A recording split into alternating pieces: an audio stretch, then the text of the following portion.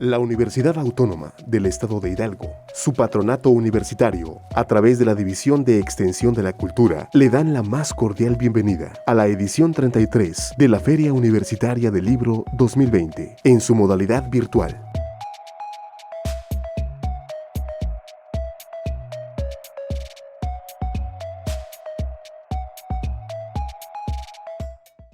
Hola, ¿qué tal? Estamos en otra transmisión de esta feria del libro, esta edición virtual, pero no menos importante, sino hemos encontrado nuevas formas de acercarnos, nuevas formas de seguir adelante.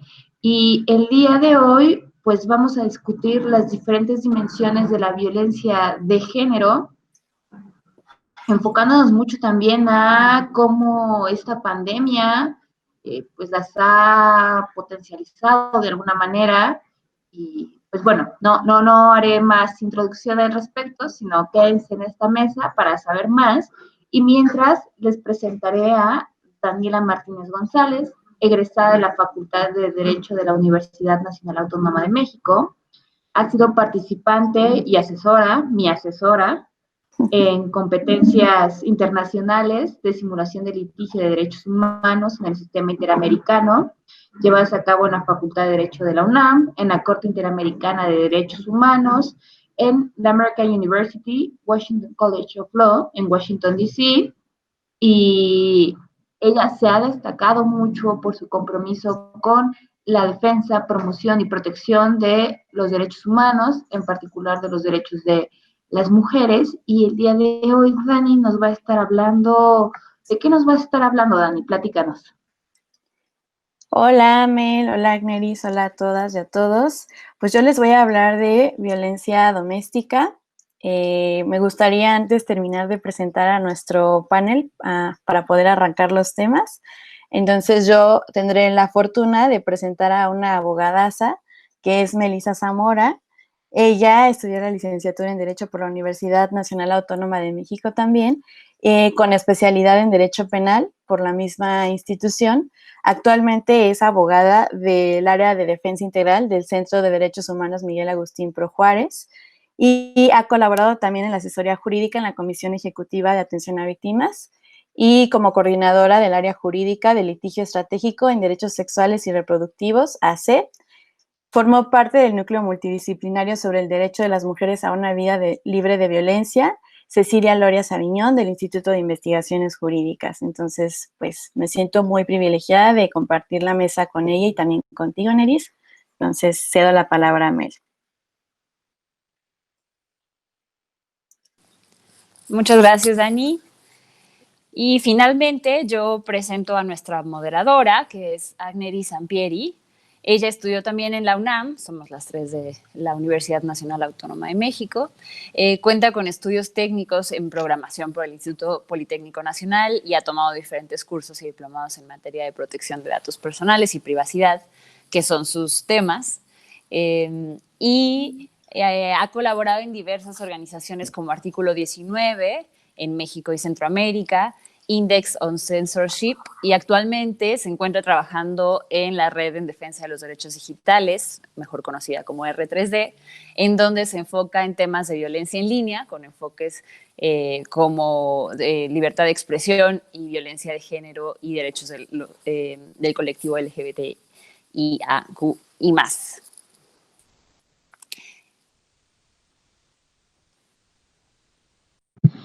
Pues bueno, esa es nuestra breve presentación.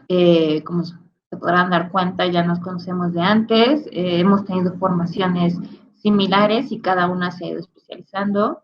Entonces ahora Dani nos va a estar hablando de lo que es la violencia doméstica. Muchas gracias, Neris. Y pues sí, vamos a iniciar esta mesa con el tema de violencia doméstica a propósito de las diferentes dimensiones de la violencia de género y sobre todo en el contexto de la actual emergencia sanitaria. Y antes de eso me gustaría también dejar una conceptualización muy breve de la violencia de género, ya que pues es el tema que tenemos en común las tres en esta mesa. Y para ello me gustaría recordar lo que nos da la Recomendación General 19 del Comité CEDAW a propósito del artículo primero y esta definición, en donde justamente nos dice que la violencia contra la mujer o la violencia de género es una forma de discriminación, y es una forma de discriminación ya que genera una afectación por ser mujer o genera una afectación desproporcionada a las mujeres. Entonces, a partir de eso, nosotros podemos conceptualizar esta mesa, también recordando lo que nos da la Convención Belém do Pará en el artículo primero y en el artículo segundo, en donde nos dice que la violencia contra la mujer es esa acción o conducta basada en género que causa un daño o un sufrimiento o incluso la muerte a través del tipo de violencia físico, sexual, psicológico, entre otros, y esto pues en el ámbito público y en el ámbito privado generalmente. También en el mismo artículo 2, a propósito de estos ámbitos, y en particular yo me voy a enfocar en el ámbito de la familia, o como lo dice el artículo 2, cualquier unidad doméstica o esa violencia que se da en cualquier relación interpersonal. Y bueno, retomando esto de lo público y lo privado, es muy importante recordar que la lucha de la teoría legal feminista justamente ha tratado de que pues no se separen estos ámbitos, el público y el privado, con la consigna de que lo privado es público precisamente, pues para que las autoridades no eludan sus obligaciones en cuanto a prevenir y erradicar la violencia contra la mujer que se da en los núcleos familiares. Y a partir de ahí, pues precisamente la violencia doméstica, ustedes podrán reconocerla en múltiples legislaciones con distintos nombres, como maltrato doméstico, violencia intrafamiliar, etcétera. Pero lo que tiene en común esta legislación y estas conceptualizaciones es que se refiere a esa violencia que se da en la familia, donde el agresor regularmente es un hombre. Esto es un tema, pues, de probabilidad y de estadística, y regularmente es una violencia dirigida en contra hacia las personas más vulnerables de la familia, que son las mujeres en primer lugar, los niños, niñas y adolescentes, las personas adultas mayores. Esto porque evidentemente hay una relación de poder, que es el campo propicio para generar este tipo de afectaciones. Y bueno, a propósito del actual contexto de pandemia, nos llama mucho la atención ver que así como sucede en los conflictos armados y así como sucede en crisis humanitarias, pues la vulnerabilidad y las problemáticas en cualquier momento de normalidad, al momento de vivir una crisis como la que vivimos ahorita, se potencializa. Y eso lo observamos en las familias, y no por nada hay datos sumamente preocupantes del aumento de la violencia en este actual contexto de pandemia. Justamente la Organización de las Naciones Unidas le ha llamado el peligro mortal del confinamiento, porque si bien estamos preocupados por no salir a la calle para no contagiarnos de una enfermedad que puede ser letal, pues resulta que hay un peligro mortal invisibilizado dentro de nuestros núcleos familiares. Y por eso justamente me gustaría citarles algunos datos que me parecen importantes, que nos dice que actualmente hay 4,000 millones de personas confinadas. Y desde que inició el confinamiento en muchos países se ha visto un aumento de las llamadas a las líneas de emergencia a propósito de violencia doméstica de entre un 30 y 40%. En el último año se han reportado 243 millones de casos de violencia doméstica dirigidas hacia mujeres y hacia niñas. Y eso sin tomar en cuenta que menos del 40% de las mujeres que sufren violencia buscan ayuda, y menos de ese 40% denuncian, y mucho menos de ese 10% acuden a la policía porque no sienten ese margen de confianza para poder buscar ayuda en las autoridades. Y esto, si lo observamos a la luz de que actualmente en lo que va de la pandemia van más o menos 22 millones de casos de COVID, tenemos que por cada caso de COVID hay 5 casos de violencia doméstica, y esta es una cifra realmente preocupante y una cifra a la que no le podemos perder la atención por esto que llaman el peligro mortal de la pandemia. En el caso de México en particular, en este mismo sentido, en las líneas de llamada por emergencia de violencia doméstica, vemos que a comparación de febrero de 2019 y febrero de 2020, se duplicó la cantidad de llamadas por violencia doméstica, y alcanzando su pico en marzo de este año, justo cuando inicia la Jornada Nacional de Sana Distancia. Entonces, me gustaría con esto cerrar ahorita mi intervención y tomar en cuenta estas estadísticas para poder desarrollar ciertas discusiones.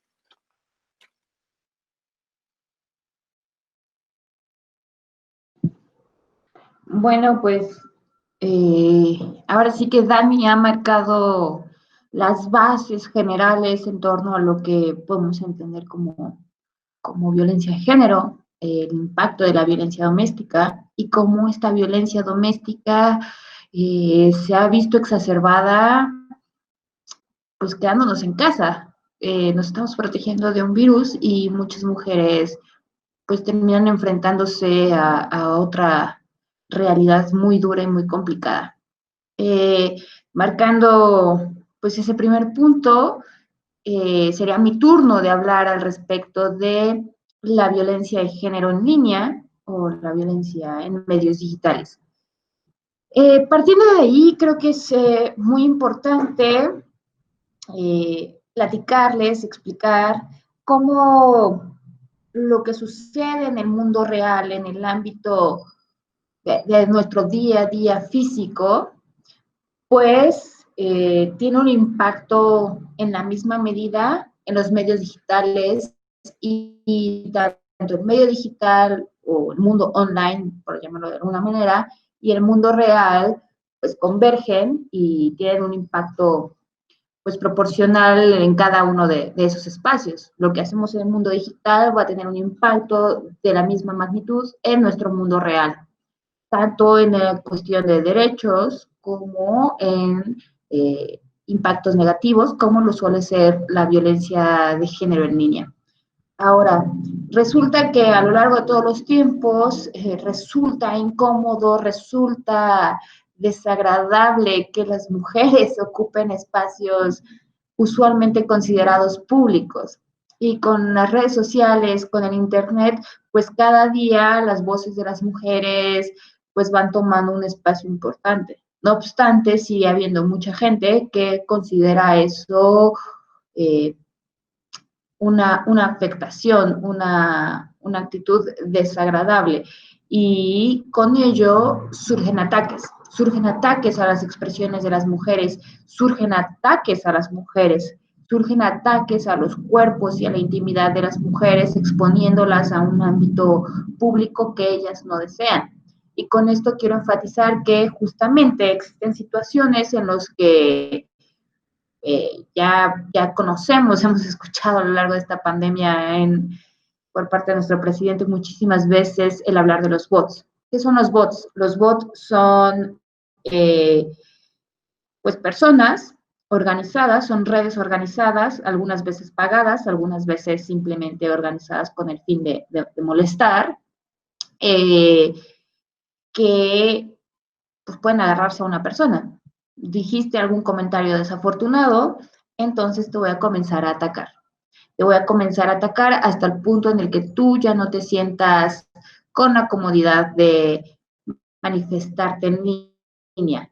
No obstante, si bien esto sucede tanto a hombres como mujeres, existe un ataque mayormente desproporcional a las expresiones de las mujeres y también las repercusiones son importantes porque se genera un efecto inhibidor. Se genera un efecto inhibidor en las expresiones de muchas mujeres, mientras que aparte, pues también existen fenómenos que últimamente se dan muchísimo, que son la red de compra, venta, intercambio de packs. ¿Qué es esto? Pues muchas veces agarran y se comparten, se venden imágenes que son imágenes íntimas de mujeres, videos íntimos de mujeres, en los cuales muchas veces ellas no han compartido o no han dado su consentimiento y no tienen conocimiento de lo que está sucediendo. Entonces aquí estamos observando una vulneración a su privacidad, un ataque a su honra, un ataque a su dignidad y muchas veces estamos frente a la comisión de delitos. Aquí es importante matizar que si bien a diferencia de los ataques organizados por redes de bots, la difusión de imágenes íntimas, de contenido íntimo sin consentimiento, muchas veces las víctimas en su mayoría son mujeres y también niñas, niños y adolescentes, lo cual en esta situación incurre en un delito concreto, que es el delito de pornografía infantil. Y aquí es muy importante hacer un ejercicio de reflexión, es hacer un ejercicio de no abrir, de no compartir, de no difundir, de no comprar packs. no sabemos el daño que le podemos estar ocasionando a la persona que está en esas imágenes y muchas veces son daños que escalan hasta el acoso y homicidio al suicidio, porque como lo que les decía, el impacto que tienen las redes sociales y el vínculo que tienen con nuestras vidas hoy por hoy es demasiado fuerte. Y lo que empieza a difundirse a través de redes sociales, a través de WhatsApp, a través de distintos medios, puede tener un impacto en mi vida del cual no me puedo recuperar.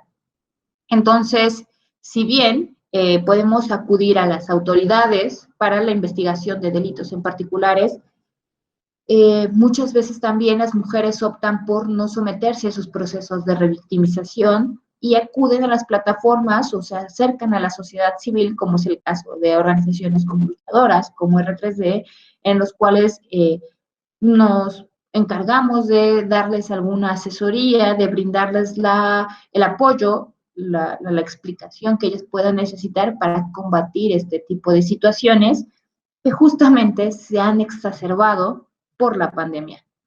Esto porque pasamos la mayor parte de nuestros tiempos frente a las computadoras, frente a los celulares, y así como pues se exacerba el fenómeno de la violencia doméstica, también se exacerba el fenómeno de la violencia de género en línea.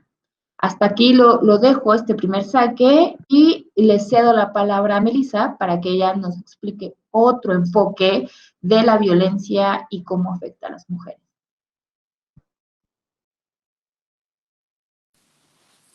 Muchas gracias, Dani y Neris. Súper interesante escucharlas. Yo siempre aprendo de ustedes. Y justo escuchándolas pensaba que, bueno, lo que yo les quiero compartir tiene que ver con la violencia de género que se vive en las prisiones en tiempos de COVID. Y justo hacía la reflexión cuando las escuchaba, que al final, como mencionaba Dani, ¿no? En casa es el espacio más cercano a todas las personas en donde deberíamos de sentirnos más seguras, con nuestras familias, con nuestras parejas, y justamente ahí es en donde hay un reporte de mayor número de casos de violencia contra mujeres, ¿no? Luego Neris hablaba ya de una dimensión también en espacios digitales, como el uso de redes sociales, en donde también hay este fenómeno del que ya hablaba Dani, de violencia de género y discriminación por género, o violencia contra mujeres, también tiene una dimensión ahí mismo, ¿no? Y lo mismo sucede en prisión, en las cárceles. A veces, digamos, a diferencia del hogar, las prisiones las vemos como un espacio lejano, ¿no? Algo que no nos parece pues algo cercano a nuestras vidas cotidianas. Pero en realidad lo que yo quisiera comentarles brevemente es que es importante pues cambiar esta percepción de que lo que ocurre en las prisiones no nos incumbe o no es cercano a nosotras y a nosotros. Y creo que la pandemia dentro de las poquitas cosas buenas o perspectivas positivas, ha hecho que volteemos a ver un poco qué está pasando en las prisiones, y no solo en México, sino en el mundo. ¿Por qué? Porque en México las condiciones penitenciarias, es decir, digamos, la realidad que viven las personas que están en prisión es terrible. Digamos, no solo ahorita en contexto COVID, sino de forma cotidiana, normal, las prisiones tienen situaciones de hacinamiento, que significa desaturación de personas. La mayor parte de las prisiones en México está hecha para, no sé, 100 personas, y en la gran mayoría de las prisiones en México se sobrepasa por más del 500%, ¿no? O sea, si correspondería a recibir a 100 personas, pues están en su mayoría sobrepobladas por más de 500 personas. Y pues eso obviamente que hace que las condiciones pues de vida de las personas que están en prisión sea terrible.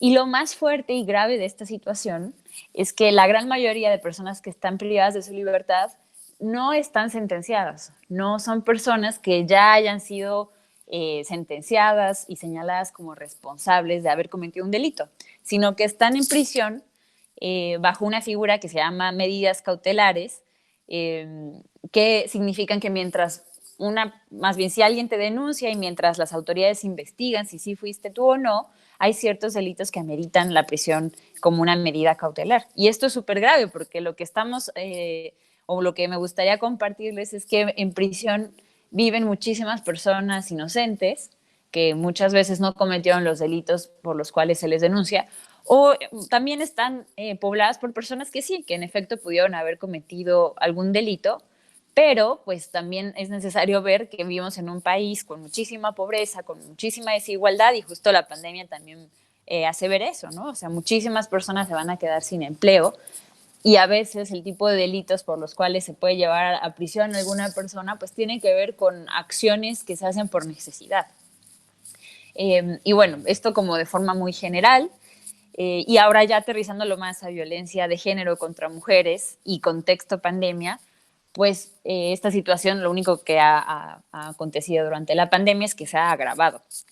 Y particularmente con las mujeres privadas de la libertad, es muy importante reflexionar que las afectaciones que ellas tienen también son afectaciones que viven sus familias, porque muchas mujeres privadas de su libertad pues tienen más de 2 hijos o hijas, o también son quienes mantienen a más miembros de su familia, como puede ser sus madres o sus padres, y pues el estar privadas de su libertad a veces implica una afectación a un núcleo social más grande, ¿no? Entonces es otra vez esta reflexión de que lo que ocurra en prisión sí nos incumbe también a quienes estemos afuera, porque son miembros de la sociedad que también van a tener repercusiones.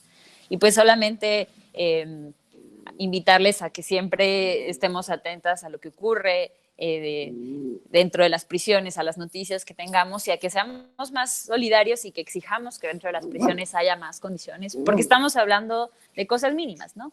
Si bien las medidas básicas para prevenir el COVID es pues el distanciamiento social, esto es imposible dentro de las prisiones, ¿no? Son en la gran mayoría de los centros penitenciarios en México, las personas comparten su cuarto con 5 personas más. Entonces, pues tomar distancia social está imposible. Luego el lavado de manos. Pues también en muchos centros penitenciarios hay carencia de agua. Y también en este contexto no ha habido suministro de utensilios como gel antibacterial, ¿no? Suficiente, o cubrebocas. Entonces, ha habido muchísimos casos de contagio y muchísimos casos de fallecimiento adentro de las prisiones. Y eso es muy grave, y creo que solamente lo dejaría ahí, como invitar a todas y a todos a pensar en las personas que están en prisión como miembros de la sociedad, y que en realidad a veces creemos que están muy lejos y en un determinado momento pues podría ser nuestra realidad, y por eso nos debe de importar que las condiciones que se vivan adentro sean dignas, siempre, y mucho más ahora en contexto COVID.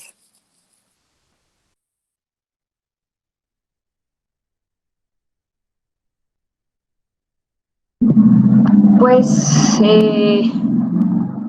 creo que ya hemos tenido un acercamiento que en apariencia ha sido gradual, empezando por nuestro núcleo más cercano de la casa, luego a través de un medio como son los medios digitales con los cuales interactuamos día con día, y posteriormente observando algo que para muchas personas podría sernos ajeno, pero que en realidad nos incumbe a todas y todos.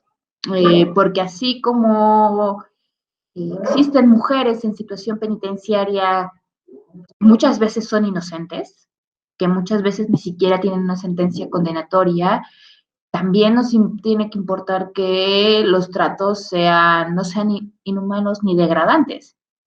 Y estas situaciones de hacinamiento, estas situaciones de falta de higiene, estas situaciones de falta de agua, pues hablan de dinámicas, de un olvido, de una falta de empatía, de una falta de preocupación y de atención pues bastante grave, y que el día de mañana pues podría ser nuestra situación.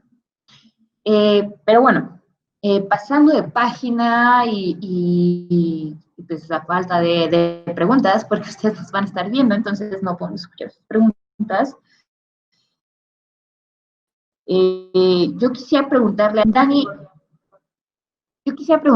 Dani, ¿qué le recomendarías a una mujer o a alguien que quisiera ayudar a una familiar que está siendo víctima de violencia doméstica?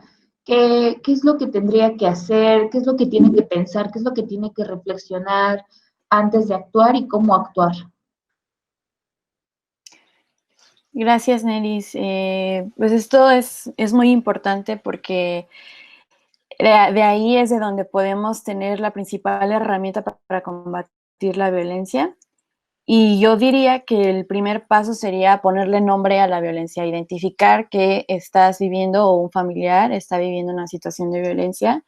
Yo observaba que algunos autores y autoras nos decían que podemos identificar un ciclo de violencia, al menos en el ámbito doméstico, a partir de 3 pasos, que sería primero la etapa, más bien 3 etapas. La primera sería una etapa en la que se acumula tensión y lo podemos observar en el confinamiento, a lo mejor al inicio y te enfrentas a una cotidianidad a la que no estás acostumbrado o acostumbrada y puedes tener signos de que, no sé, la persona agresora de pronto tiene cambios repentinos de conducta, de pronto hay detalles muy pequeños como en la casa que son lo que se genera algo detonante para una reacción violenta. Esta etapa pues se caracteriza por esa acumulación de tensión, no hay violencia física, puede haber violencia verbal y es en donde tú empiezas a sentir como ese cambio y esa hostilidad en un ámbito que debería de ser como tu centro de tranquilidad ahorita en el confinamiento.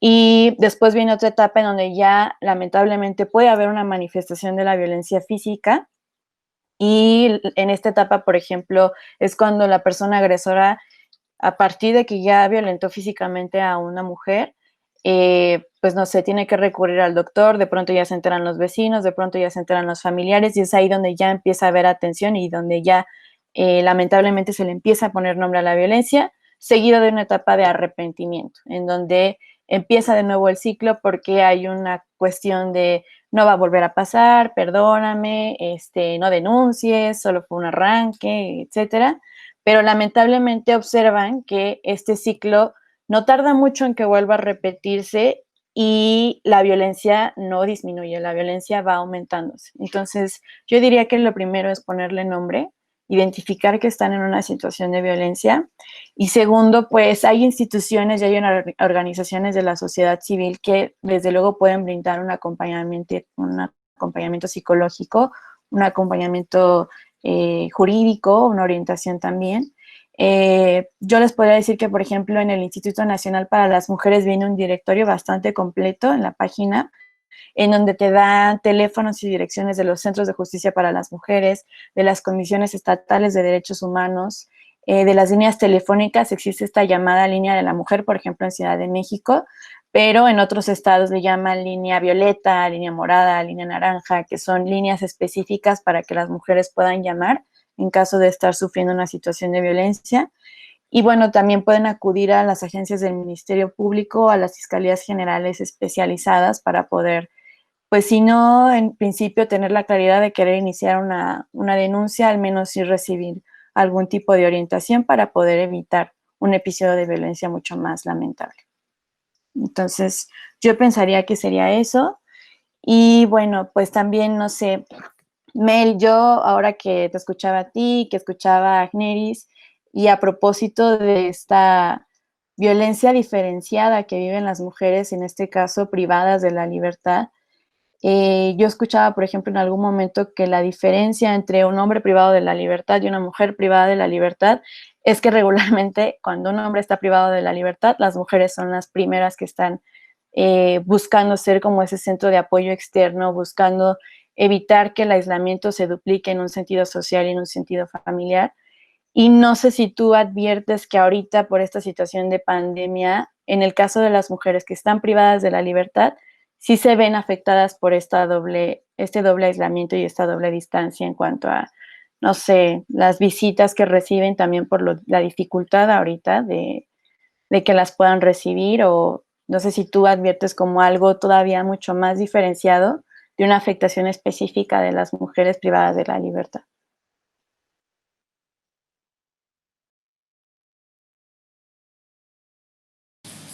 Gracias, Dani. Sí, lo que dices es muy, muy importante. Es un dibujo una imagen fuerte, porque vas a una prisión de reclusión de hombres y afuera parece un espacio muy familiar, con muchos puestos de comida, muy vivo. y vas a una prisión femenil y afuera está muy desolado. También hay mucha, digamos, sí hay mucha interacción de familias con las mujeres que están privadas de su libertad, pero sí hay un tema, como tú dices, Dani, de aislamiento, ¿no? A veces de abandono y a veces también como de priorizar la inversión de recursos, ¿no? Porque ir a visitar al pariente que está en una cárcel lejos, pues implica dinero, ¿no? Y como mencionaba, muchas veces ese dinero la familia lo prefiere utilizar pues más bien como para manutención de los hijos o de las hijas de las mujeres que están en prisión. Y ahora en COVID, en general, bueno, más bien ahora con el contexto de la pandemia, en general no se están permitiendo hacer visitas en ninguno de los centros, tanto femeniles como varoniles. Y pues lo que sí creo es que los niveles pues, de ansiedad o de impacto, de sufrimiento que se viven dentro de las prisiones femeniles, no sé si sea mayor o menor, pero creo que sí es diferenciado también por un tema de que muchos servicios que necesitan las mujeres, por ejemplo, atención ginecológica, también se ha visto suspendido, ¿no? Porque los doctores especialistas no están pudiendo entrar, ¿no? Entonces también, pues hay muchas necesidades que no se están pudiendo cubrir por este tipo de medidas de aislamiento en las prisiones, ¿no? De no permitir el ingreso a las prisiones para visitas. Y bueno, me toca a mí hacer la última pregunta para cerrar esta mesa y me toca hacérsela a Neris. Agneris, es que le decimos Neris, quienes la conocemos, pero pues bueno, escuchándote hablabas mucho de la situación que enfrentan las mujeres, mujeres jóvenes, cuando justo en uso de sus redes sociales, como una extensión del espacio público en donde pueden manifestar ideas, pero pues también denunciar violencia de género, que es algo que hemos visto mucho en este contexto actual.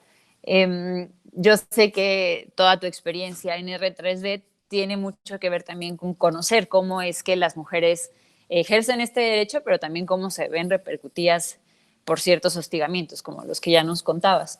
Entonces, yo solo te preguntaría o te pediría si nos puedes compartir muy puntual alguna recomendación que nos pudieras hacer o que les pudieras hacer a quienes hacen este ejercicio de sus redes sociales en el espacio digital para prevenir caer en provocaciones o para prevenir ser víctimas de este tipo de hostigamientos que sí terminan también repercutiendo, ¿no?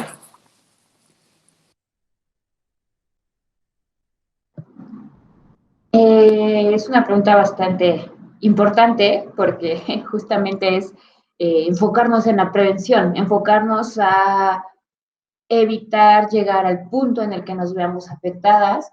Entonces, yo en primer lugar quiero dejar en claro que, por ejemplo, el sexting o estas dinámicas de compartir intimidad a través de medios digitales con otra persona no está mal. Es de hecho una manifestación de nuestros derechos sexuales y reproductivos, del disfrute, cariño de nuestro cuerpo y de nuestra intimidad. Y si una de las personas con quien tenemos estas prácticas decide violar esta intimidad, decide violar pues esta confianza, este espacio, no es mi culpa, sino es culpa de la persona que lo está haciendo. Es muy importante dejar esto bien en claro porque muchas veces las propias autoridades o la sociedad pues nos culpa a nosotras, nos culpa a las personas que somos víctimas de estos fenómenos y es importantísimo dejar en claro que no somos las culpables. Punto y aparte, así como las relaciones sexuales, el sexting o estas prácticas a través de medios digitales, también es importante que se hagan de forma segura. Y de forma segura me refiero a que existen diferentes recomendaciones, entre ellas tomarnos fotos de forma muy erótica, muy creativa, videos, siempre tratando de evitar que se vea nuestro rostro, tratando de evitar o modificando particularidades de nuestro cuerpo, algún lunar, alguna cicatriz, algún tatuaje. Y la verdad es que al día de hoy esto es facilísimo, existiendo tantos filtros, existiendo tantas aplicaciones móviles para editar y modificar nuestras imágenes. También tratar de difuminar nuestro entorno para que no sea identificable que una fotografía en mi casa, que es una fotografía en mi oficina, que es una fotografía en casa de mi familia.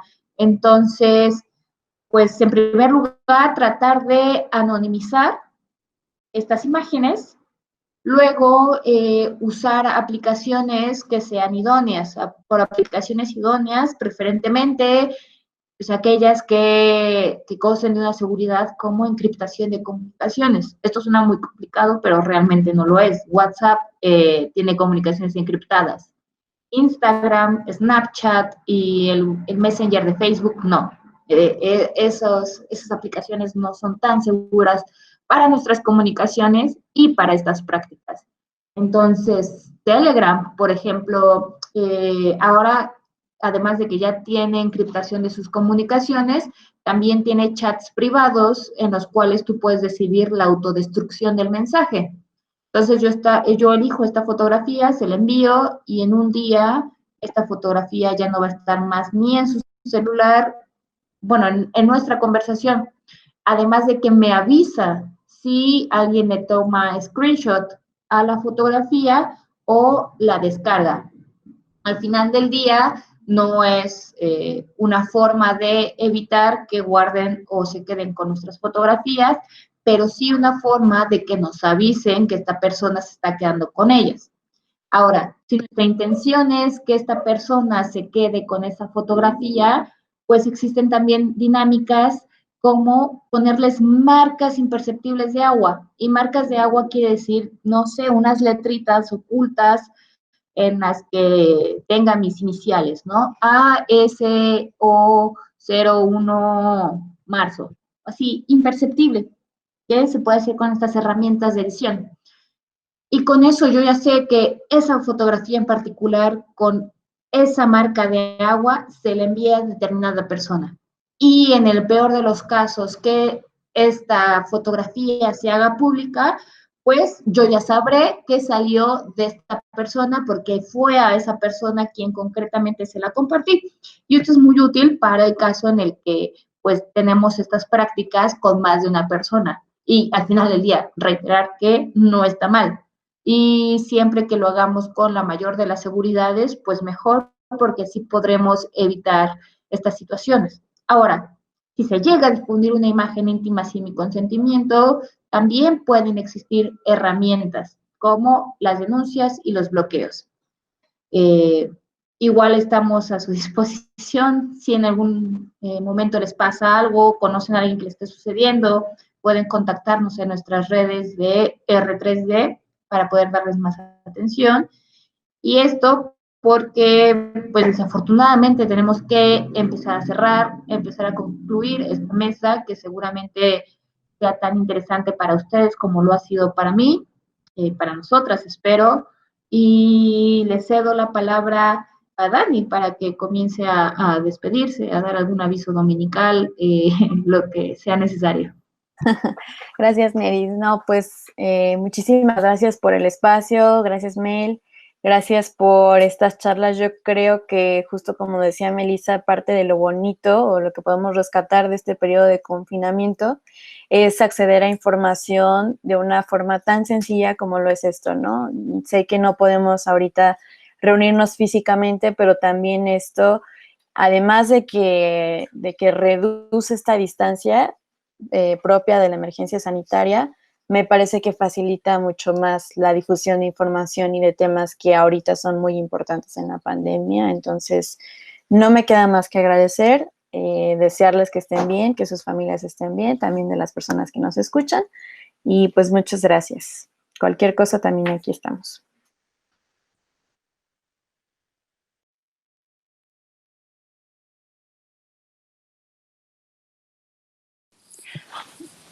Pues yo también me sumo a agradecerles muchísimo a Dani, a Neris, y pues nada, creo que como las tres compartimos, la violencia de género existe y está en todos lados, en casa, en redes, en prisiones, en la calle, entonces pues es una lucha de largo aliento, así que hay que ser solidarias, estar muy atentas a cualquier situación que conozcamos y pues eso, ¿no? Como estar ahí para las demás.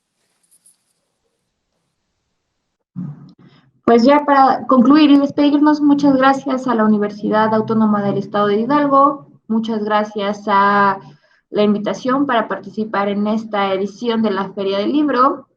Y quédense aquí, sigan sintonizando, sigan explorando todas las transmisiones que habrán.